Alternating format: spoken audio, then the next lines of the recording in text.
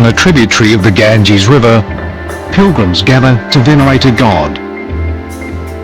In Hindu teachings, Krishna offers solace to downtrodden women. This town has more than a chair.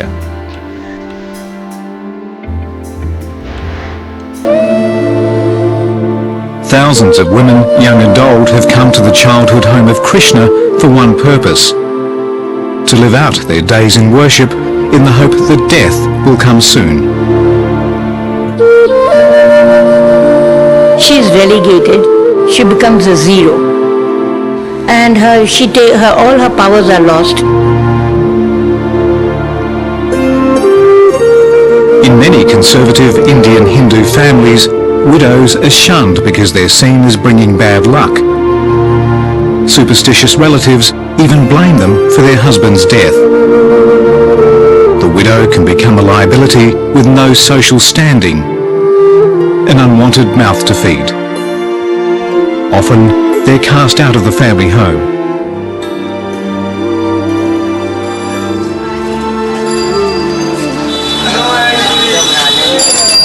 For many women in this culture, the loss of a husband can be an upheaval beyond belief.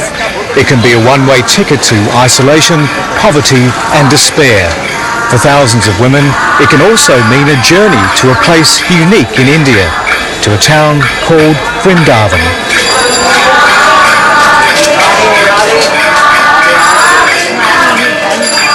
In the dark and damp back streets, India's forgotten widows chant for their supper.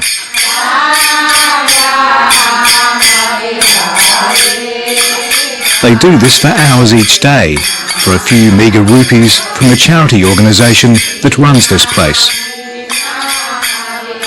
These women were once revered as daughters, wives and mothers. Many haven't seen their children in years. Some will die in Vrindavan without seeing them again.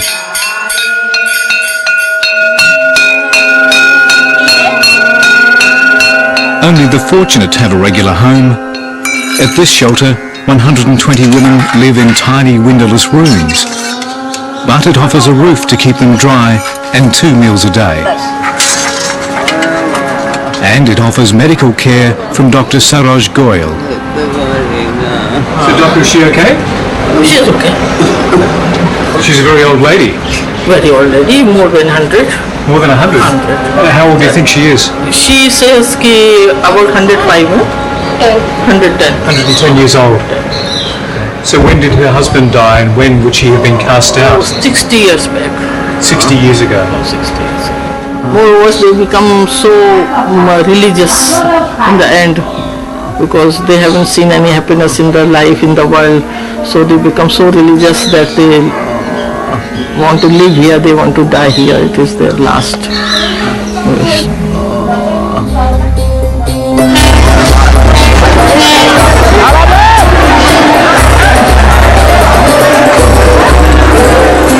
They arrive each day to the so-called City of Widows, alone and penniless.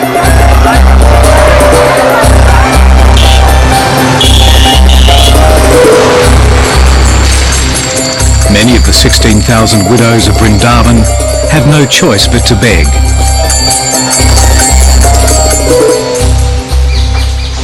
As a gesture of humility, some newcomers follow the custom of shaving their head. Conservative Hindus believe a widow must never marry again. She can neither attract attention nor be attractive, and must renounce all worldly pleasures. A woman who is ruling the household, even in a rich family, suddenly finds herself bereft of all powers. And she is an inauspicious person, and nobody should even touch her. Dr. Mohini Giri is a leading light of India's women's movement and a widow herself. So all of them come here in search of death, waiting for death. They are waiting on the roads, they are waiting on street corners, and ultimately it's so sad that when they die, there's no one even to pick up their bodies because a widow's body is inauspicious. The shared misfortune of the widows of Vrindavan has brought them together. There's little help from outside relief agencies. Instead, the women gather in private homes and rely on the generosity of middle-class families in the town.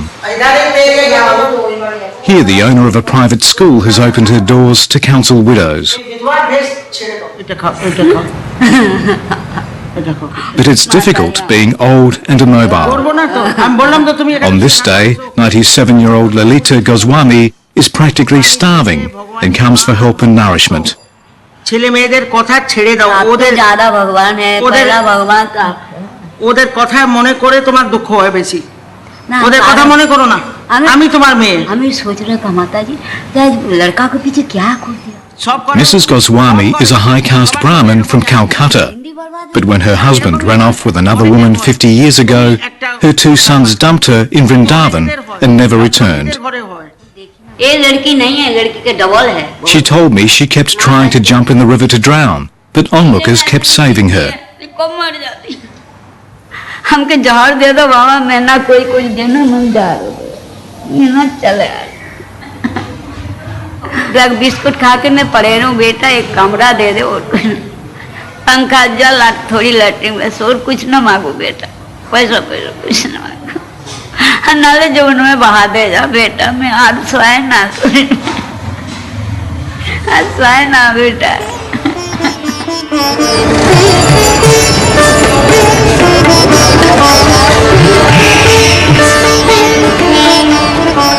The younger widows of Vrindavan can work to supplement the income they earn from chanting. Any extra cash is put aside in trust to pay for their funerals. But some have lurched into prostitution or live in rooms where rent is paid in sexual favours. Clinics on the outskirts of town make significant business performing abortions on younger widows.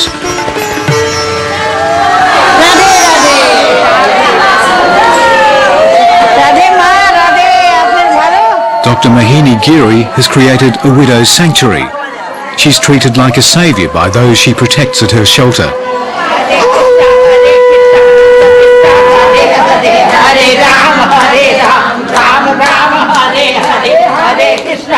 Many of these women were married when they were girls of 8, 9 and 10, and some were widowed when they were barely into their teens. The widows here have returned to their colourful saris. Most of them still pray, but they're also kept occupied with craft projects and making incense for a nearby temple. So we will teach skills to the women. We will see that even if women are illiterate, they will have certain skills in which they will become economically independent.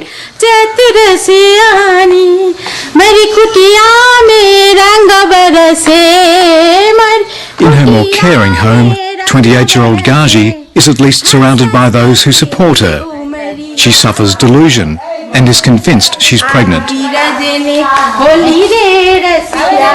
Years of living in shelters with no friends or family has taken its toll. If a woman is good at music, we encourage her to sing. If she is good at painting, we ask her to do painting. Whatever she feels that she is good at, we encourage her to do that.